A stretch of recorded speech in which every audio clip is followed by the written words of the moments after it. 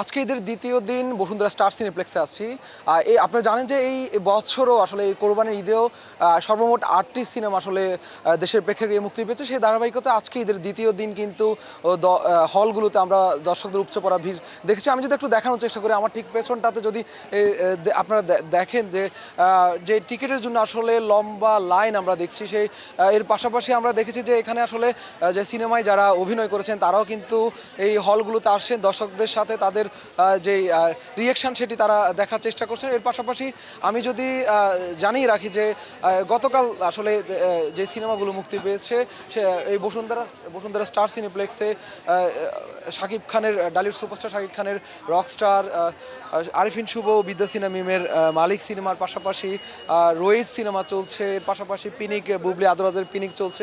সব মিলিয়ে বলা চলে যে এই সিনেমাগুলো গতকালকে মুক্তির পর থেকে আসলে কিন্তু দর্শকদের যে উপস্থিতি গতকালকে তেমন একটা না থাকলেও কিন্তু আজকে দ্বিতীয় দিন কিন্তু দর্শকদের উপচে পড়া ভিড় আমরা দেখেছি। এর পাশাপাশি কিছুক্ষণ আগে রকস্টার সিনেমার আসলে যে হল যে সেই শোটি শেষ হয়েছে। শো শেষ হওয়ার পরবর্তীতে আমরা কথা বলেছি এখানকার যারা যারা সিনেমা দেখে বেরোয়েছেন তাদের সাথে কথা। তারা যেমনটি বলছেন যে তাদের মাঝে কিন্তু আমরা মিশ্র প্রতিক্রিয়া দেখেছি, যে রকস্টার সিনেমা নিয়ে কেউ কারো ভালো লেগেছে, কেউ আবার নানা ধরনের অভিযোগ করছেন। তো আমি কয়েকজন দর্শকের সাথে একটু কথা বলার চেষ্টা করব যারা আসলে রকস্টার সিনেমা দেখে একটু আগে আসলে বের হয়েছেন।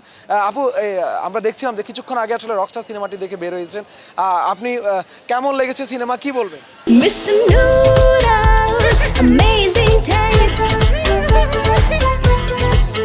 ভালো, এটা অ্যাজ ইউজুয়াল বাংলাদেশে এরকম সিনেমা কখনো হয় না, এটা ইউনিক সুন্দর অ্যান্ড আই থিঙ্ক এটা পারফেক্ট বাংলাদেশের জন্য। বাংলাদেশের খানের অভিনয়ে সাবিলা নূর এবং তানজিয়া জামান মিথিলা, তাদেরকে কেমন দেখেছি? সবারই অভিনয় ভালো ছিল, বাট সাকিব খানেরটা একটু বেস্ট ছিল। ঈদে পরিবার নিয়ে আমরা দেখছেন যে পরিবার নিয়ে এসেছেন, এই যে ঈদের একটা আনন্দ, যে আনন্দ ঘন যে পরিবেশ সেটি আসলে হলে এসে সেটা আরও বেড়েছে। সব মিলিয়ে এই কেমন লাগছে এই সিনেমা দেখে ঈদের আনন্দ পরিবারের সাথে ভাগাভাগি করতে?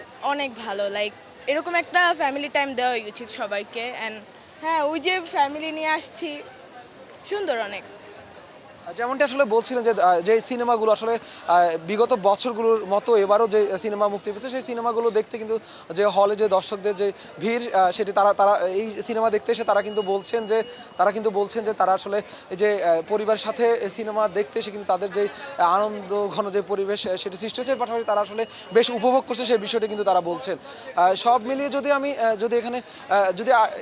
যদি একটু দেখানোর চেষ্টা করি যে এখানে আসলে টিকিটের জন্য কিন্তু মানুষ লাইন ধরেছে, এবং এখানকার আমরা কর্তৃপক্ষের সাথে কথা বলেছিলাম, তারা যেমনটি বলেছিলেন যে এই স্টার সিনেপ্লেক্সের বেশিরভাগ শোই টিকিট কিন্তু অনলাইনে কাটা হয়, এবং এখানে এসে আসলে অফলাইনে টিকিট কাটার প্রবণতাটা মানুষের কাছে একটু, দর্শকদের কাছে একটু কম। সেই কারণে কিন্তু এখানে এসে শুধুমাত্র টিকিটটা সংগ্রহ করছেন, সেটা আমরা দেখি। কিছুক্ষণ আগে আমরা আসলে এই টিকিট কাউন্টারের সামনে এসেছিলাম, সেখানে দেখেছি দীর্ঘ লাইন দেখেছি। এর পাশাপাশি যে হলে ঢোকার জন্য কিন্তু আমরা দেখেছি যে দর্শকদের দীর্ঘ লাইন আমরা দেখেছি। তো যদি আমি বসুন্ধরা স্টার সিনেপ্লেক্স সহ দেশের অন্যান্য যে হল পাশাপাশি যে সিনেপ্লেক্সগুলোতে সিনেমা মুক্তি পেয়েছে সেখানে আমরা যে বিষয়টি আমরা দেখেছি যে যে ঈদের দ্বিতীয় দিন আসলে সিনেপ্লেক্সগুলোর পাশাপাশি সিঙ্গেল স্ক্রিনগুলোতে কিন্তু দর্শকদের ভিড় আমরা দেখেছি। সব মিলিয়ে বলা চাই যে আসলে বসুন্ধরা স্টার সিনেপ্লেক্সে ঈদের দ্বিতীয় দিন দর্শকদের যে ভিড় সেটা আমরা দেখেছি। এর পাশাপাশি যারা অভিনয় করছেন সিনেমাগুলোতে তারাও কিন্তু এখানে তারা আসলে দর্শকদের সাথে কথা বলে তারা আসলে তাদের যে অনুভূতি সেটি আসলে জানছেন, এবং এর পাশাপাশি তারা আসলে তাদের যে সিনেমার যে কমপ্লিমেন্টগুলো সেগুলো নিচ্ছেন। তারাও আসলে প্রত্যাশা করছেন যে তাদের সিনেমা ভালো যাবে, সেই বিষয়টি কিন্তু তারা বলছেন।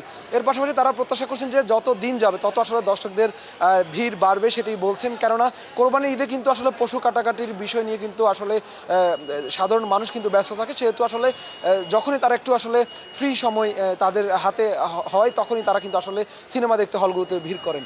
তো এই ছিল ঈদের দ্বিতীয় দিন বসুন্ধরা স্টার সিনেপ্লেক্স থেকে আমার কাছে সবশেষ।